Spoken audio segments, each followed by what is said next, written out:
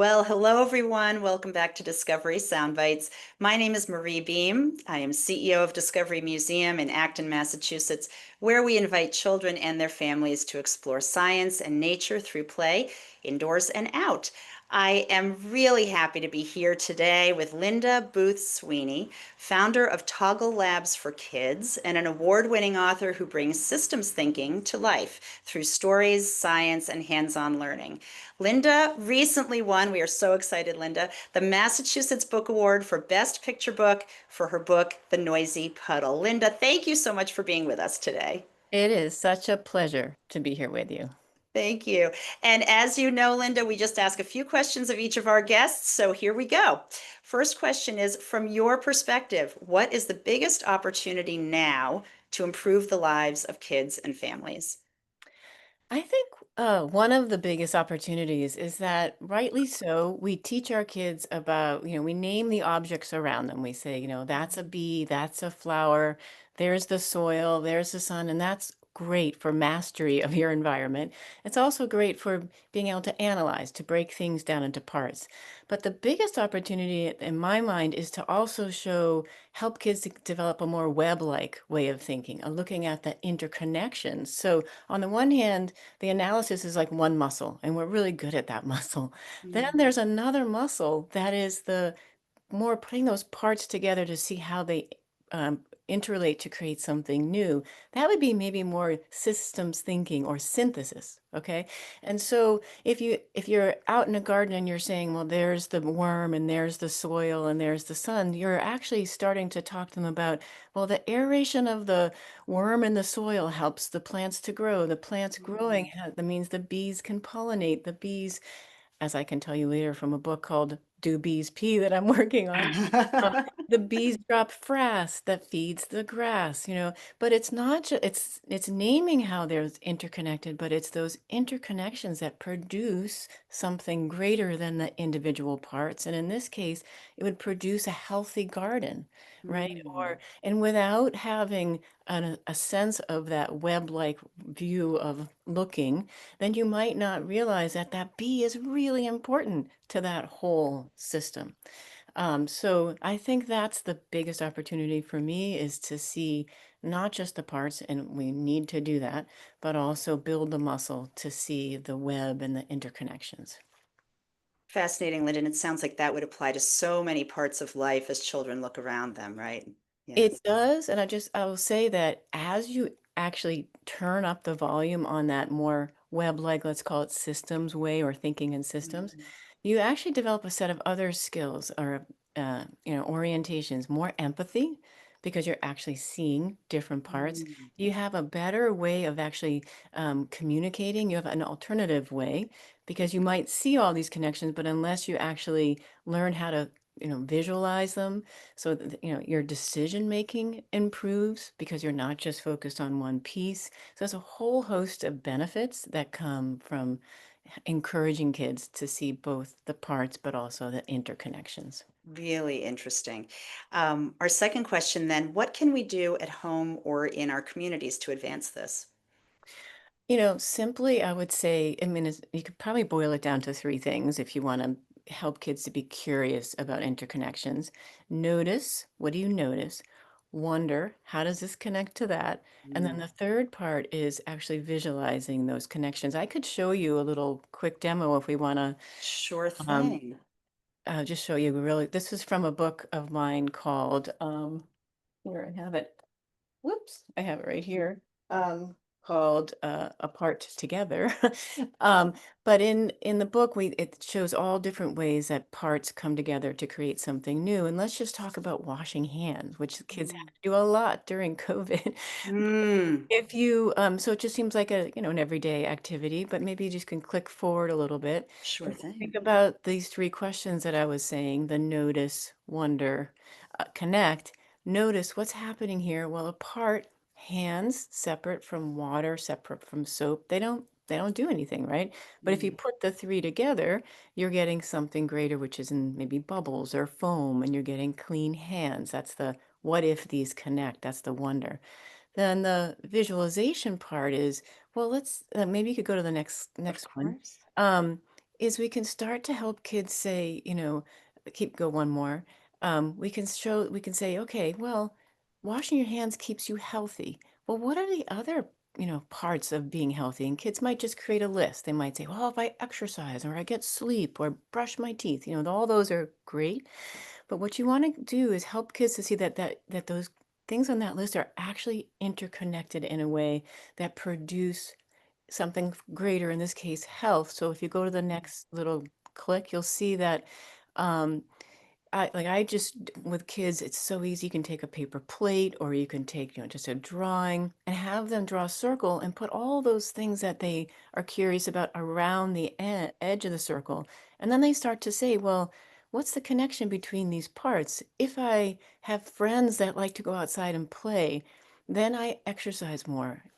Connect. If I exercise more, then actually that makes me a, calmer person. Okay, that makes me connect to my family. I'm a little less grumpy. Or if I exercise, it makes me sleep better. So you start to see your world in more a web-like way, that it's actually all these connections can be produce something greater. In this case, health, happiness, calmness. So Mm, the next time you're trying to get to figure out how can I get calmer or how, mm. then you don't just list things, you're looking at what's the web that will help produce the thing I'm looking for. Oh, that's So maybe wonderful. just go quickly. I'll just say that this can be used in a classroom. Let's say you want to ask your classroom, well, how do we create kindness? Okay. So the noticing would be, well, you just ask kids to list the parts and they might say, well, if the teacher is smiling that day, or I Mm, just want to say a kind word. Then you say, okay, well, how do those parts connect? Maybe they might say, well, if I say a kind word, then it makes other people happy. Well, the thing is, that's great, but that's a straight line and it ends. The thing you want to shift kids to is looking at how things can change and grow over time. So if I say kind words, I make others happy, I can have more friendships, the more good feelings, the more kind words I want to say. And you see that it actually is reinforcing, right? That's growing over time. And if you really think about it, we typically don't have a way of visualizing that kind of change over time other than graphs. So you really want kids to be able to name those, what you might call a dynamic. But the one mm, way they can do it is to start to look at how things connect and some things are good like that, like, growing kindness, but it can also be, you know, being upset with your sibling. And the thing that you want to help like in that kind of situation, if there's like a, you know, sibling rivalry going on, helping them to see the pattern that they're kind of escalating. And then the beauty of this is that they can look at the pattern and then together try to figure out a way to shift that pattern, if that makes sense. So, it does. yeah, I would say that's the thing you can do. And then this is just a simple game that I did with the Creative Learning Exchange, um, not far from you in Acton, and it's all about different ecosystems, and the kids explore the interconnections that create either healthy ecosystem or one out of balance. They're using wiki sticks and cards. Anybody can do Mm, that. And perfect. then I just want to show you that this is not for just little kids. I've done, 100 teenagers looking at social impact issues, and they used, wiki sticks on a big board, but all really getting their brains into the connections around, let's say, creating safer streets or reducing vaping. And then one more is this way of thinking is being used by obviously adults. This is the World Economic Forum, that image on the right about air, aviation and transportation, but really having to have a more web-like view of it. But that kind of view can start at age 5. Fascinating, Linda. Absolutely fascinating. Um, Let me ask you our third question. What is one bright spot that you are seeing? Well, we were just talking about that kind of the straight line of thinking, Yeah. problem, solution, end of story, and that where am I seeing something different? Yeah. What's really fascinating is I'm seeing teenagers, young adults, looking differently at their clothing. And Oh, they're more likely, let's say we have fast fashion, which is, wears, buy something, wear it, and it ends up in the waste. Mm, Okay, that's a straight line. But yes. there's so many young people now who have really got this idea of a closed loop when it comes to their clothes. So they might buy something from a thrift store or online, Poshmark, Mark, ThredUp, Depop, all these different ones, and they're wearing it, and then it goes back into that same, Yeah. clearinghouse of clothes, and then somebody else is wearing it. So that piece of clothing never ends up. I mean, maybe at the very end of its life ends up hopefully being repurposed in some way. But that gives me a lot of hope. Um, and I will just say one last thing in terms of that. The next book that I have coming out is called Do Bees Pee, like I mentioned, and it's all about closed loops in nature. Is all about the clever Mm. ways that species use their feces, excuse me, and they don't have any, there's no pollution in nature. Um, so I think the fact that there was even interest in that book, that we recognize that we need to be thinking both in that, parts, but also in that more web connected way of thinking, that gives me a lot of hope. Well, it's wonderful, Linda. I just think the implications of this way of thinking locally, regionally, for communities, for society, and even more broadly, seems so enormous. So thank you for advocating for this with children.